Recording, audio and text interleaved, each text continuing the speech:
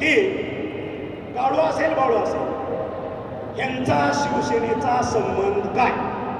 साधा प्रश्न आहे सर, मार्गदर्शन करा, तुम्ही मार्गदर्शक आहात. यांचा शिवसेनेचा संबंध काय आमदार साहेब आहे का? हा काळू थोरला जे काय घडलं सगळ्या सहकारी संस्थाची ह्याच्या बापानं नेहमी वाट लावली, तेरला बंद पडला, तिथलं भंगार विकलं, DCC बँक ह्याच्या बापानं बुडवली. बरोबर आहे. खापर राणादादाच्या पप्पावरती फोडलं, इतिहास सगळं समजून घेतलं. बरोबर आहे. जे बाळू होता, बाळूचा मी बाप काही दिवस चेअरमन होतात नाही तेरणेचा नव्हता का? मग तुम्ही काय दिवे लावले या सगळ्याचं? आज आम्ही ह्या तेरणीमध्ये जसं ह्या सगळ्यांच्या माध्यमातून नेत्यांच्या मंडळीतनं हा कारखाना भगीरथ मिळाला, आत व्हिजिट केली, केबल कॉपर लोखंड भंगार सगळं कापून नेलं होतं, काही शिल्लक नाही त्या ठिकाणी, पूर्ण वाटोळ केलं. ही भंगार विकणाराची अवलाद. बरोबर आहे.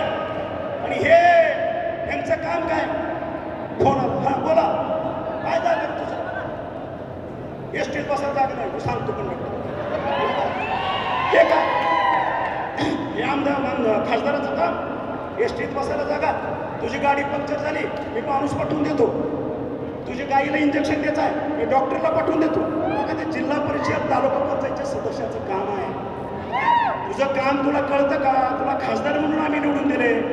18 लाख जनतेचा प्रतिनिधी लोकसभेत बसवण्यासाठी आम्ही जीवाचं रान केलं. ह्या सावंत सरानं या शेतकऱ्यांच्या कष्टाची साखर ओढवली होती. 60 लाख क्विंटल विकलेला का भरव्यात तुझ्यासाठी, आणि त्याच्यातनं तुला निवडून आणला, त्याच्यातनं तुला निवडून आणला. आणि मग मी जे बोलतो, तू पहिलं काँग्रेसच्या लोकांना तुझा राजकीय बाप केला, नंतर उद्धव ठाकरेचा तुझा काही संबंध नव्हता, सेनेचा काही संबंध नव्हता. त्याच्यानंतर काही मंडळीला 14 ते 19 पर्यंत पकडला. त्याच्यानंतर शिवसेनेचा राजकीय बाप तुला तानाजी सावंत दिसला, सरळ आहे भोळा आहे, त्याला लुटू. हा PhD होल्डर आहो, गोल्ड मेडलिस्ट आहो, एवढे मोठे पैसे तुम्हाला देवानं कमवून दिलेत, अब्जाधीश केलंय.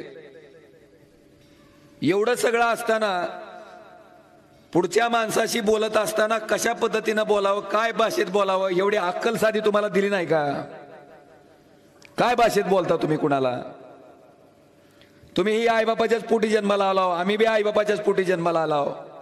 म्हणजे नेमके तुमचे आईबाप तुमच्यावर संस्कार करायला कमी पडले का, की तुम्ही दुसऱ्याच्या आईबापाला काही बोलता?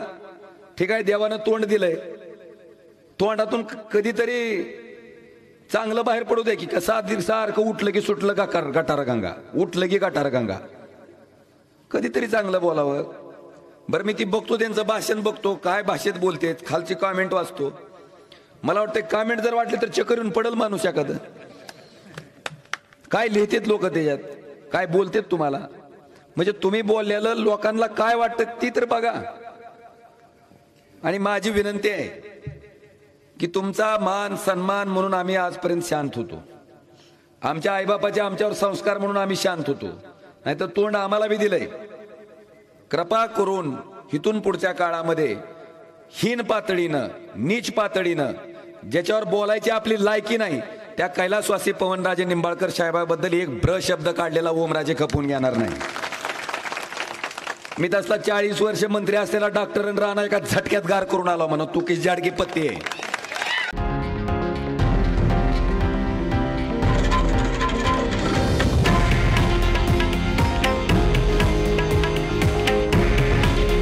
हे आहे देशातील नंबर 1 न्यूज नेटवर्क आणि आपण पाहत आहात TV9 मराठी.